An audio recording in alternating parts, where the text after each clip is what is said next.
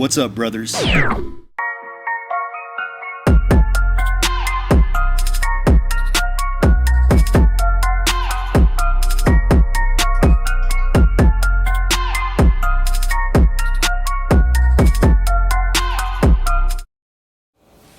What's up, brothers? I hope everybody's doing well out there. Now, tonight I want to talk a little bit about manipulation. Now, the reason why I decided the topic manipulation is because, well, it started out with, politics. Every time I go on Twitter or YouTube or any of my social media accounts, all that I'm seeing right now is politics.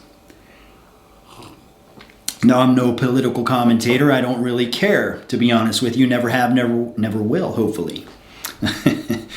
But something that I've realized in politics, and this relates to relationships as well, and business partnerships, and pretty much every aspect of life,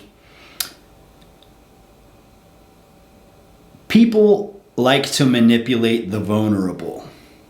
Right? In order to manipulate somebody, they have to be in a vulnerable state. We see this in politics all the time. People will go after different groups based on race, religion, gender, sexual preferences, things like that. And they will create a state of vulnerability for that person. Make them feel like they need help. Make them feel like they are, some sort of a victim. And they will offer them help. If you vote for me, I will help you. Okay? That's kind of what politics is all about. And then when they get in the office, they have an agenda. Whether they're right or left, they're all, birds of the same, or feathers of the same bird, wings of the same bird, however it goes. But they all offer these solutions to your problems in exchange for your vote.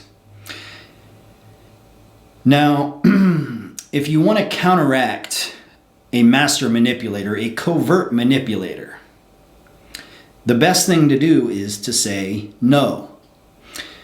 So in politics, if somebody wants your vote and you tell them no, you'll quickly find out that they never really cared about your problems to begin with. They just wanted your vote. They were in it for their own gain. They just wanted your vote. Now, how does this relate to relationships? Well, first of all, let's take a deep dive into manipulation and what it is. Let's give a good example of manipulation. Now, let's say you have a car salesman and he walks out to the lot and he sees somebody out there looking at cars. So he approaches them and he says, "What brings you in today?" And the guy says, "Well, I'm just looking around." And the guy's a strong guy and he knows car salesmen like to take advantage of people. So he tries to stand firm and stand strong. So he says, "I already have a pickup truck and it's only 3 years old. Excellent condition. It's paid off. And I also have a sedan. It's about 10 years old, a Toyota Camry. But it still runs like a top. I'm just researching for future references." Now, the salesman is a master manipulator if he's a good salesman. So what he's going to try to do is he's going to realize, he understands that this customer is not in a vulnerable state. So what he wants to do is he wants to create a vulnerable environment for this customer. So he may ask a question like, "Oh, your Toyota Camry's 10 years old. How many miles does it have on it?" The customer might say it's got 110,000 miles. So the salesman can counteract that with something like, "Well, most Toyota Camrys only last about 105,000 miles before the transmission goes out." That's not true, by the way. I'm just saying he might say something like that. Now, the reason why he's saying that is because he sees it as an opportunity to plant a seed of doubt in the customer about his current vehicle, to put himself in a vulnerable state where he thinks that he needs a new car because his old car might go out on him. Then of course the dealer will try to sit him down, run a credit check, get him deep into the process. So by the time the customer starts to realize, like, crap, maybe I didn't need a car. I didn't even come here for a new car. I was just looking around. By the time he, comes back to his senses, it's already too late. He's already in too deep. And the salesman has already completed the sale. But, that's just an example of covert manipulation. Again, if you feel like you might be being manipulated, the best tool in your wheelhouse is to say no. The most powerful weapon you have is to say no. Now, how does this relate to women? The first time I can remember in my lifetime ever being manipulated by a woman was actually my mother. And most of you guys, if you were raised with a mother in the house, you can probably relate. I can remember having a disagreement with my mother, having an argument with my mother. And I can remember she tried to guilt trip me with, the way you talk to your mother is a reflection of the way you're going to talk to your future wife. Your relationship with your mother is a reflection of the relationship you'll have with women later in life. Now, what she was doing was planting a seed, a manipulative seed to convince me that if I stand up for myself or talk back to my mother, even though it wasn't in a disrespectful manner, I was just standing up for myself. If I attempt to do that, then somehow my relationships with females for the rest of my life are going to suffer because of it. That was the covert manipulation. That was the tactic she was trying to use, just to make me vulnerable enough to where she can get her way. Now, you may have a lot of women in your life try to take advantage of you. I'm not saying all women are manipulative and try to take advantage of men. I'm just saying it happens. Now, a good example would be, let's say you have a girlfriend and she wants to go out for girls' night out. She says she wants to go out with a couple of her friends. And, one of her friends is going to drive, so she may not make it home tonight. She may end up staying at her friend's house. Now, you being the smart guy that you are,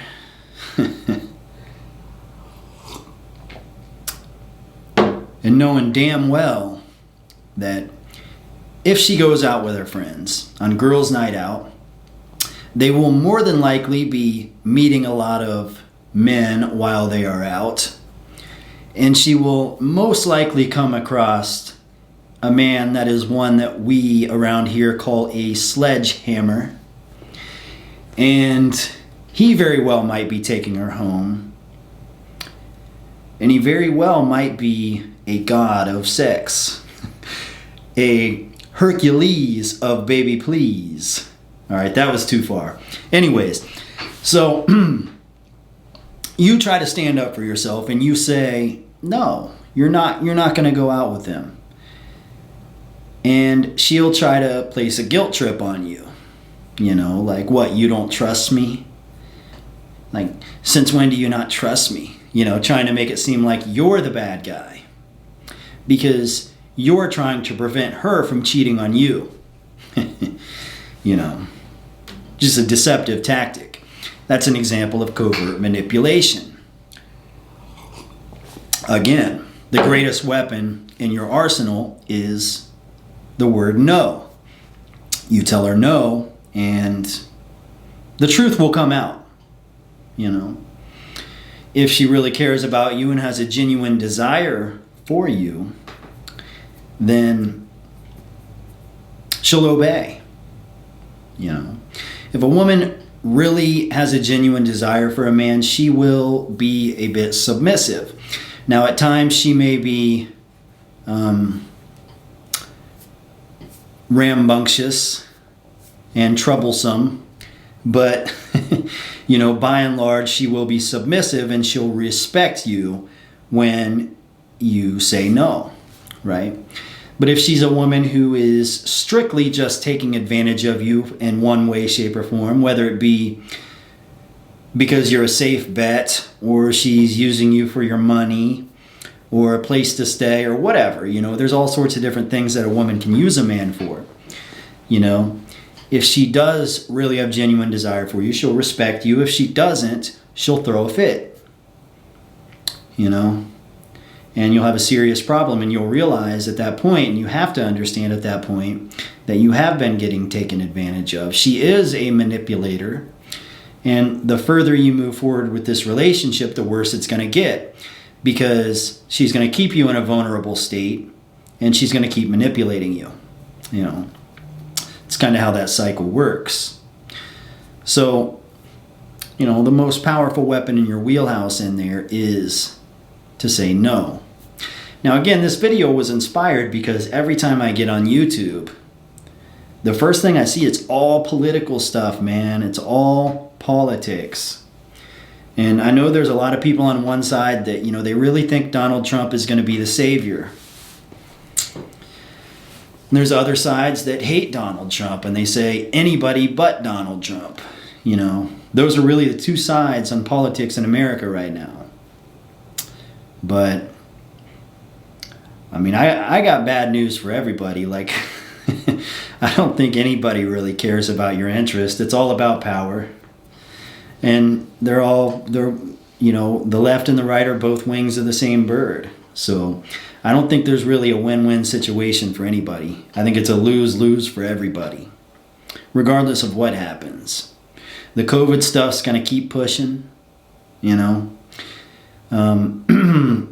The unemployment's going to keep pushing. The economy is hammered. I don't see that coming back. It's going to take a long time to come back. Now, I'm not saying, regardless of who wins the election, you should be in control of yourself. Regardless of what happens over the course of the next couple of years in terms of the economy and lockdowns and things like that, you should have a certain level of control over yourself, a master of your own destiny. You should still be able to create opportunities for yourself out of, sheer hard work and motivation. But, it's not going to be pretty. That's the truth. So, I know everybody likes to get hooked into all that stuff, the politics, and they like to root for a certain side, but what you got to understand is neither side's rooting for you. You're the only one that can root for you. So you got to keep your head in the game. Tell everybody no. Sometimes you got to tell everybody no. You got to tell your girlfriend no. You got to tell your politicians no. You got to tell your friends no. If they respect you, it'll be okay. You'll move forward. They'll learn to respect you. If they don't respect you, well, you'll find out and you can move on. Move on to the next best thing. Anyways, guys, that's really all I have to talk about tonight. So, I hope everybody stays safe out there. Could be a hectic week, very hectic week, inauguration week. I'll probably upload a video to Rumble about politics because, we can't talk about that stuff here. Should be interesting. Like I said, I hope everybody stays safe.